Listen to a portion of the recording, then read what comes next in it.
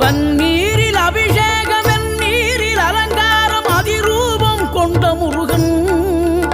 நீ புரியாமல் அடியேனும் பிழை 100 செய்தாலும் பொறுத்தருளும் செல்வக்குமரன் பொய்யான மயிலேறும் காட்சி எழியாவும் ஒளி வீசும் தெய்வாம்சமே பொய்யான என் வாழ்க்கை புவி மீது நிலையாக அருள் செய்ய வர வேணுமே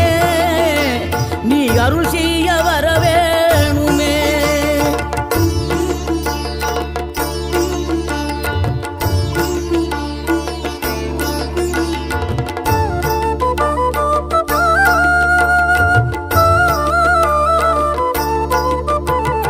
இகழ்தலையும் புகழ்தலையும் ஒரு முகமாய் கருதும்படி செவி உரைத்த முத்து குமரன்